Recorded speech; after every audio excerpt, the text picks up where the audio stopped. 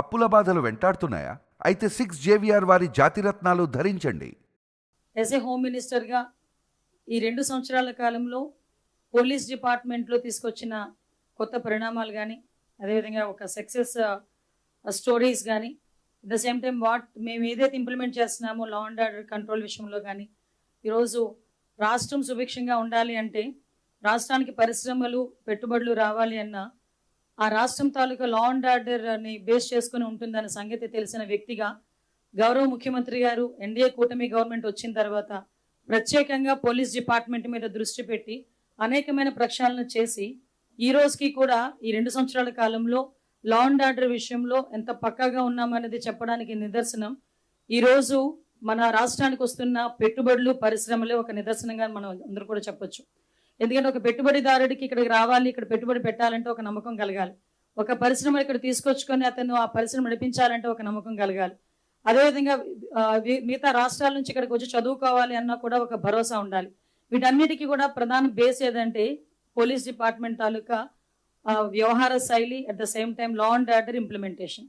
Last 5 సంవత్సరాలు అంటే 2019 నుంచి 24 వరకు పోలీస్ డిపార్ట్మెంట్ అంటే ఎలా అయిపోయిందంటే ఏదో ప్రతిపక్షాలు ఇళ్ల దగ్గర కాపలా కాయడానికో, లేకపోతే ఎక్స్ సీఎం వెళ్ళేటప్పుడు పరదాలు కట్టడానికి పరదాలు పట్టుకుని నుంచోడానికో, లేకపోతే అక్రమ అరెస్టులు చేయటానికో, లేకపోతే వాళ్ళు ఏం చెప్తే అది చేయటానికి తప్పించి వాళ్ళకి స్వయంగా వాళ్ళ చిత్తశుద్ధితో వాళ్ళు వేసుకున్న కాకి చొక్కాకి గౌరవం ఇచ్చేటట్టు పనిచేసే పరిస్థితి కనిపించలేదు.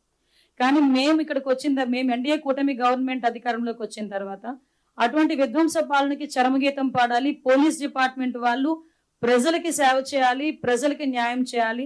పోలీస్ డిపార్ట్మెంట్ అంటే అదొక పవర్ కాదు, పోలీస్ డిపార్ట్మెంట్ అంటే ఒక రెస్పాన్సిబిలిటీ, పోలీస్ డిపార్ట్మెంట్ అంటే ఒక రెస్పెక్ట్ అన్న ఉద్దేశంతో ఈరోజు మా పోలీస్ డిపార్ట్మెంట్ వాళ్ళు పనిచేస్తున్న తీరుకి నేను ఈ 2 సంవత్సరాల కాలంలో చేసిన ఈ పనితీరుకి నేను ఈ వేదిక మీద వాళ్ళందరినీ కూడా అభినందిస్తున్నా. ఎందుకంటే ఇది మాకు ఒక జవాబుదారీతనం. ఈరోజు 2 సంవత్సరాల తర్వాత మేము వచ్చి ఇది చేసామని చెప్పడానికి ఏ నాయకుడికైనా దమ్ము ఉండాలి.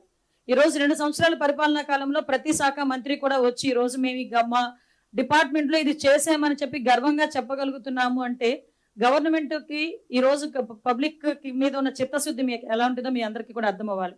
ఈరోజు మనందరికీ తెలుసు యాక్చువల్గా పోలీస్ డిపార్ట్మెంట్కి సంబంధించి ఈరోజు ఎన్డీఏ కూటమి గవర్నమెంట్ వచ్చిన తర్వాత దగ్గర మనం ఒకసారి మీకు పవర్ పాయింట్ ప్రెజెంటేషన్ కూడా ఉంది, ఒకసారి చూస్తే కనుక మన వాళ్ళు ఒకసారి పెట్టారా? పవర్ పాయింట్ పెట్టారా? ఒకసారి చూసుకోండి. ఒకసారి బేస్ చేసుకుంటే ఈరోజు మనకి సంబంధించి నేరాల సంఖ్య అంటే క్రైమ్ రేటు సుమారుగా 14.1% తగ్గింది ఈరోజు క్రైమ్ రేట్. అంటే ఓవరాల్గా 2022 నుంచి 24 వరకు నుంచి 2024 నుంచి 26 వరకు చూసుకుంటే దగ్గర 34,014 కేసులు తగ్గాయి. అంటే ఈరోజు ఈ క్రైమ్ రేటు తగ్గింది అని చెప్పడానికి ఇది ఒక ఉదాహరణ కింద మనం కూడా చెప్పొచ్చు. చాలా మంది చాలా రకాలుగా మాట్లాడతారు, కానీ ఈరోజు మా డిపార్ట్మెంట్ చేస్తున్న ఇన్వెస్టిగేషన్ పరిస్థితి కానీ, లేకపోతే ఈరోజు సీసీటీవీ కెమెరాస్ ద్వారా ఒక ఇన్విజిబుల్ పోలీసింగ్ చేయటం కానీ, డ్రోన్స్ని ఉపయోగించి టెక్నాలజీ బేస్ చేసుకొని ఈరోజు చేస్తున్న పోలీసింగ్ కానీ, ఇన్విజిబుల్ పోలీసింగ్ కానీ, విజిబుల్ పోలీసింగ్ కానీ ఈరోజు ప్రత్యక్షంగా ఈ 14% తగ్గేదానికి, క్రైమ్ రేట్ తగ్గేదానికి ఈరోజు ఉపయోగపడ్డాయని చెప్పడానికి నిజంగా మేమందరం కూడా గర్వపడాలి. ఈరోజు పరిస్థితి ఎలా ఉందంటే ఇంతకు ముందు టెక్నాలజీని బేస్ సీసీటీవీ కెమెరాస్ ఉండేవంటే 14,000 సీసీటీవీ కెమెరాస్ సుమారుగా 2018లో గౌరవ ముఖ్యమంత్రిగా చంద్రబాబు నాయుడు గారు ఉండేటప్పుడు ఇన్స్టాల్ చేస్తే, మ్యాట్రిక్స్ సంస్థకి అప్పచెప్పి ఇన్స్టాల్ చేస్తే 2019 నుంచి 24 వరకు వాటికి కనీసం ఛార్జెస్ కూడా ఇవ్వకుండా, అంటే వాటికి మెయింటెనెన్స్ ఛార్జెస్ కూడా ఇవ్వకుండా ఈ 5 సంవత్సరాలు కూడా వాటిని నిరుపయోగంగా వదిలేసి కేవలం బొమ్మలు మాత్రమే ఉండే పరిస్థితుల్లో కనిపించేవి సీసీటీవీ కెమెరాస్. మళ్ళీ అగైన్ 2024లో ఎన్డీఏ కూటమి గవర్నమెంట్ వచ్చిన తర్వాత ప్రత్యేకంగా సీసీటీవీ కెమెరాస్ మీద దృష్టి పెట్టి వాటినన్నింటినీ కూడా మేము రినోవేట్ చేయడమే కాకుండా అగైన్ పబ్లిక్ పార్టిసిపేషన్తో ఇప్పుడు విజయవాడ కమిషనర్ లాంటి కమిషనరేట్లో ప్రతి నియోజకవర్గంలోని కూడా అన్ని విలేజెస్ లో కూడా సీసీటీవీ కెమెరాస్ పెట్టుకునే పరిస్థితికి ఈరోజు తీసుకొచ్చాం.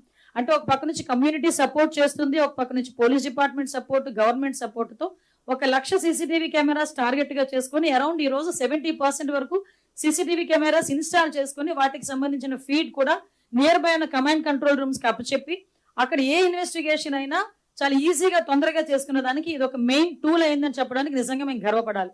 ఎందుకంటే ఈ రోజు మీరు అబ్జర్వ్ చేసుకుంటే ఒక క్రైమ్ జరిగిందని చెప్పిన తర్వాత ఆ క్రిమినల్ ని పట్టుకోవడానికి within 24 hours to 48 hours మేము పట్టుకోగలుగుతున్నామంటే because of that CCTV cameras one of the best tool మాకు ఈ రోజు. అటువంటి వాటిల్నే లాస్ట్ గవర్నమెంట్ లో నిర్వీర్యం చేసేసిన పరిస్థితి కూడా ఈ రోజు గుర్తు చేయాలి. సో అగైన్ మేము ఈ రోజు వాటి ద్వారా ఇన్వెస్టిగేషన్ తొందరగా చేస్తున్నాం, ఎవిడెన్స్ తొందరగా కోర్టుకి సబ్మిట్ చేస్తున్నాం, ఆఖరికి కన్విక్షన్ రేట్స్ కూడా చాలా ఎక్కువగా పెరిగాయని చెప్పడానికి ఈ రోజు నేను హ్యాపీ ఫీల్ అవుతున్నాను. అట్ ద సేమ్ టైం మన అందరికీ తెలుసు మహిళా రక్షణ అన్నది చాలా పెద్ద ప్రయారిటీ. ఈ రోజు ఎక్కడైనా మహిళ రక్షణగా ఉంటే గనక మనం గాంధీ గారి దగ్గర నుంచి మనం మొదలు పెట్టుకుంటాం. అర్ధరాత్రి 12 గంటలకి ఆయుధ ఒంటరిగా నడిచిన రోజే నిజమైన స్వతంత్రం వచ్చినట్టు అని. ఆ రోజు నుంచి ఈ రోజు వరకు కూడా మహిళా భద్రత మీద సపరేట్ గా అంటే ఒక ప్రత్యేకమైన దృష్టి ప్రతి గవర్నమెంట్ ఏ రాష్ట్రంలో ఉన్నా ప్రతి గవర్నమెంట్ పెట్టాల్సిన అవసరం ఉంది. దురదృష్టశాస్తు లాస్ట్ గవర్నమెంట్ లో దిశ అని చెప్పి ఒక అంటే ఒక అమలు చెయ్యలేని ఒక చట్టాన్ని తీసుకొచ్చి చట్టం అని చెప్పి భ్రమించిన అంటే ప్రతి ఒక్కరిని కూడా ఒక భ్రమలో పెట్టిన పరిస్థితి కూడా గుర్తు చేయాలి. కానీ ఈ రోజు మేము ఒక చిత్తశుద్ధి గల గవర్నమెంట్ గా మహిళకి సంబంధించి ఒక భద్రత విషయంలో ఒక స్పెషల్ గా ఒక ఐజీ స్థాయి వ్యక్తిని మన రాజకుమారి గారిని ప్రత్యేకంగా ఐజీ స్థాయి వ్యక్తిని నియమించి ఆవిడకి సపోర్టివ్ గా ఒక 2 ఎస్పీలని అదేవిధంగా కిందన ఒక టీం ఏర్పాటు చేసుకుని శక్తి ఈ రోజు మహిళా విభాగానికి సంబంధించి ఉమెన్ అండ్ చైల్డ్ ప్రొటెక్షన్ కింద ఒక ప్రత్యేకంగా విభాగాన్ని ఏర్పాటు చేసి వాళ్ళందరికీ కూడా సెపరేట్ గా ఒక వింగ్ ని ఏర్పాటు చేయడం జరిగింది. దీనిలో చూస్తే శక్తి యాప్ లో దగ్గర 16 విభాగాలతో శక్తి యాప్ లో కూడా దాంట్లోని ఫీచర్స్ అన్ని ఉన్నాయి. ఈ రోజు వాటితో పాటు దగ్గర 1,55,00,000 మంది ఈ రోజుకి డౌన్లోడ్ చేసుకున్న పరిస్థితి. అంటే ఈ శక్తి యాప్ కే సంబంధించే కాకుండా శక్తి వాట్సాప్ నెంబర్ కూడా ఈ రోజు క్రియేట్ చేశాం.